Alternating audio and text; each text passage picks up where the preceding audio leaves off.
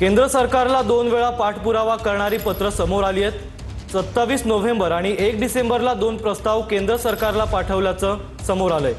केंद्र सरकारला 2 वेळा पाठपुरावा करणारी पत्र आता समोर आली आहेत। 27 नोव्हेंबर आणि 1 डिसेंबर अशा 2 तारखांना हे प्रस्ताव पाठवण्यात आले आहेत। राज्यभरात झालेल्या नुकसानाबद्दल हे प्रस्ताव पाठवण्यात आले। 27 नोव्हेंबर आणि 1 डिसेंबरला केंद्राकडे 2 प्रस्तावाची पत्र पाठवल्याचं आता समोर आलंय।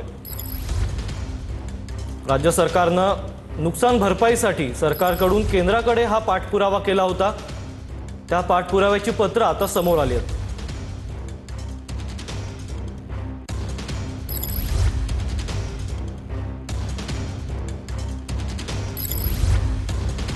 अतिवृष्टीच्या नुकसानीबाबत ही पत्र पाठवण्यात आल्याचं कळतंय। केंद्र सरकारला 2 वेळा पाठपुरावा करणारी ही पत्र आता समोर आली आहेत। किती नुकसान झालं याबाबतची माहिती देणारी पत्र केंद्र सरकारला पाठवण्यात आली होती।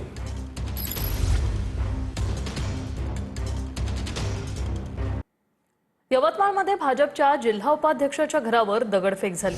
श्रीराम मेलकेवार यांच्या घरावर रात्री 12 वाजताच्या सुमारास दगडफेक करण्यात आली। 5 ते 6 अज्ञातांकडून दगडफेक झाली आणि अनेक वाहनांच्या काचा यात फुटल्या। पांढरकवडा येथील ही घटना आहे। 6 अज्ञात आरोपींविरोधात गुन्हाही दाखल झालाय। अश्लील शिवीगाळ करत जीवे मारण्याची धमकी देण्यात आली आहे। आष्टामध्ये स्ट्रॉंग रूमच्या बाहेर महाविकास आघाडीच्या कार्यकर्त्यांनी आंदोलन केलेलं आहे।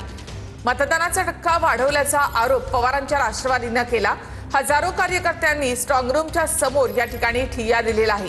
स्ट्रॉंग रूमच्या बाहेर सुरक्षा यंत्रणा नसल्याचा आरोप देखील पवारांच्या राष्ट्रवादीकडून करण्यात आलाय। आष्टा नगर परिषद निवडणुकीत दोन्ही राष्ट्रवादींमध्ये प्रमुख लढत होत आहे। दादा गटाचे प्रवीण माने आणि पवार गटाचे विशाल शिंदे यांच्यामध्ये या ठिकाणी लढत होते। नगर परिषदेत मतदानाचा टक्का वाढवला असा आरोप देखील कार्यकर्त्यांनी केलाय आणि कार्यकर्ते या ठिकाणी आक्रमक झाले आहेत।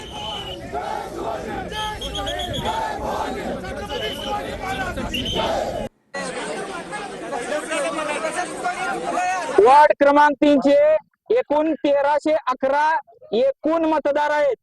तर एकूण मतदार दिले तिने 4077 आणि त्यामध्ये एकूण मतदान झाले सांगितले 3109।